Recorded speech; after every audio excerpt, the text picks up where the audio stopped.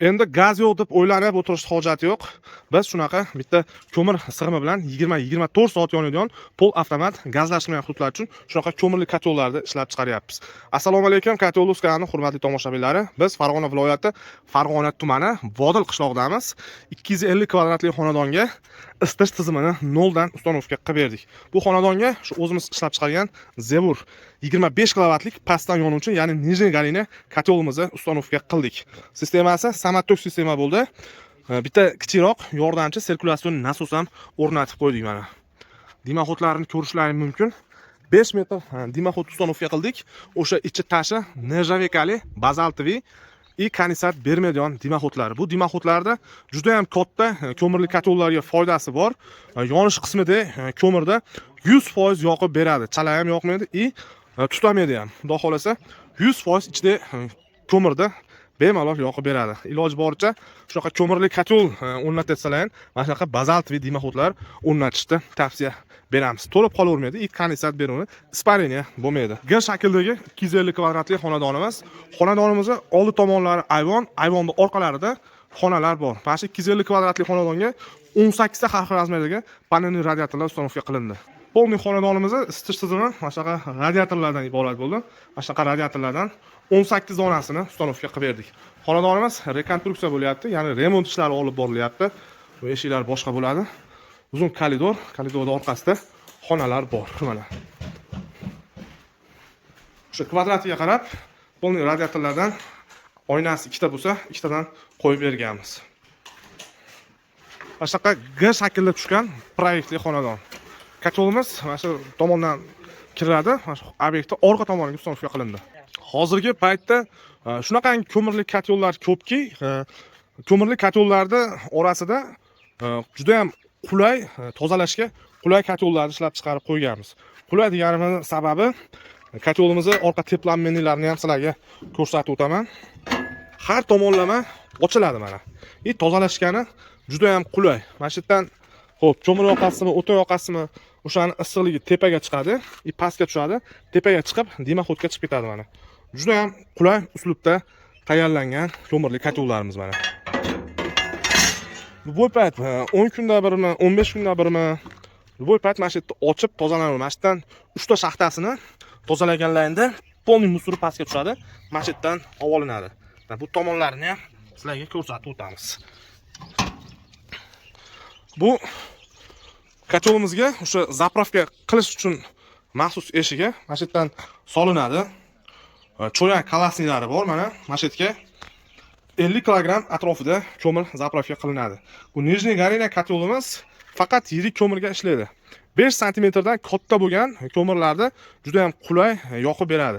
5 santimetrdan mana shu yerdan siqqincha ko'mirda zapravka qilaverasizlar.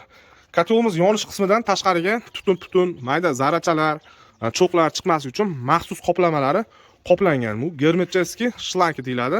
Juda ham qulay mana.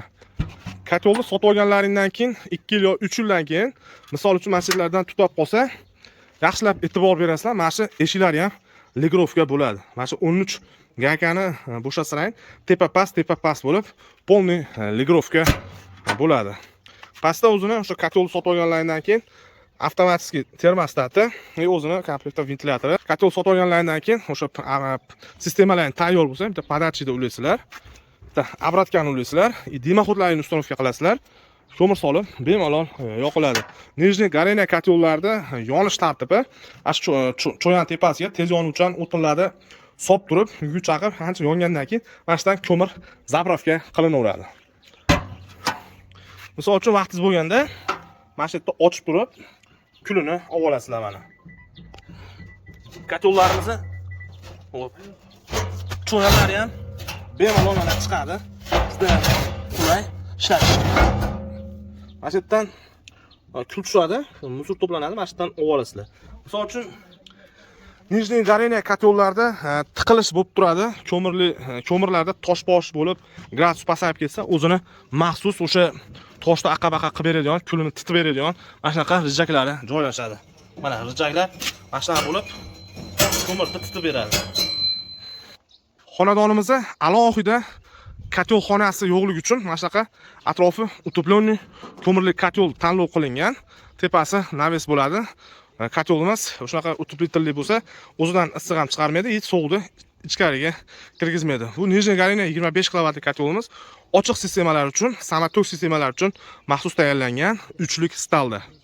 Endi hamma ishlarimizni tanishtirdik. Hammaga bu ustanovkalarda narx qiziq. Bitta narxlarni aytib o'tib ketaman. Bu videoda 2026-yil 23-may sanasiga olyapmiz. Nijniy Galina 3lik stalda tayyorlangan atrof утепленный ko'mirli kotelimiz narxi 10 million 300 ming so'm. Mana shu kotelimiz. Xo'p, dimoxodlarimizning narxi bu ustanovkaga 4 ta dimoxod ustanovka qildik. 1 metr 20 santimetrdan bo'ladi. 22 lik dimoxod 450 ming so'mdan 1 million 950 ming dimoxod komplekt bo'ldi. Общий xonadonga mana shunaqa 18 ta radiatorda bitta kotelni ustanovka qilgani 9,5 million so'm xizmat haqqi oldik. Misol uchun bitta mana shu tochka radiatorda katta kichigi bo'lmaydi. Bitta mana shu tochka hisoblanadi bitta radiator. Har bir donasini 500 ming so'mdan ustanovka qildik. 18 ta radiator 9 million bo'ldi. 500 mingdan kotel 500 ming bo'lib, общий 9,5 million xizmat haqqi oldik. Shu isitish tizimiga nimaki kelsa hamma narsani o'zimiz noldan olib kelib ustanovka qilishga договор qilganmiz va bu xonadonga ishni qilishdan oldin tashrif yurganmiz. Полный proyektni o'rganganmiz. Mana shu proyekt qanchaga tushadi? Radiator, tovarlar, kotel, xizmat. Полный xonadonni 48,5 millionga hisoblab berganmiz. O'sha xizmat, kotel va tovarlar 48,5 million so'mga tushgan. Xonadon egalarini ovora qilmasdan o'zimiz olib kelib, bitta shurupidan tortib dimoxodgacha hamma narsani komplekt ustanovka qilib berdik. Kimga shunaqa xizmatlar kerak bo'lsa, biz sahnaning brigadamiz vodiy bo'lib, ishlariga garantiya berib, shunaqa ustanovkalarni qilib berishadi. Bemalol aloqaga chiqaverasizlar. Bizning asosiy yo'nalishimiz gazlashtirilmagan hududlar uchun shunaqa ko'mirda uzoq yonish xususiyatiga ega ko'mirli kotellar ishlab chiqarish. Kotellar shu Zevur brendida chiqadi. Biz ishlab chiqarishimiz Farg'ona viloyatida. Farg'ona viloyati Qo'shtepa tumanida tashrif buyursalar ham, mana shu Zevur brendida chiqayotgan pastdan yonadigan, tepadan yonadigan, avtomat bunkerlik, zakazga qarab, atrof утепленный, bezutepленный, ular 10 xildan ortig'i bor. Bu Zevurdan tashqari biz Rossiyadan, Turkiyadan, xorijdan eng zo'r brendli kotellarni O'zbekistonga olib kelamiz. Kotel showroomimiz o'sha Farg'ona viloyati Qo'shtepa tumanida. Pastdagi raqamlarga Telegramdan lokatsiya yozib yozsalar, showroomimizni tashlab beramiz. Kelib, kotellarni bemalol tanishishlaring mumkin. Videolarda kamchiliklar va xatolar bo'lsa, uzr so'raymiz. Aytilmagan joylar bo'lsa, bemalol kommentariyaga yozaverasizlar, javob berishga harakat qilamiz. Bu xonadon qanchaga tushganini ham aytib o'tib ketdik. 48,5 million. 10 million 300 kotelni chiqarib olasizlar. 1 million 950 ming dimoxodni chiqarib olasizlar. 9,5 million xizmat haqini chiqarib olasizlar. Qolgan summa o'sha turba, radiator, o'sha isitish tizimiga nimaki kelsa hamma narsani xonadon egalariga spesial qilib ko'rsatganmiz. Xudo xolasa hamma detalni narxini aytganmiz. Videolarda kamchilik va xatolar bo'lsa, uzr so'raymiz. Videoga yana bir bor like bosib qo'yamiz.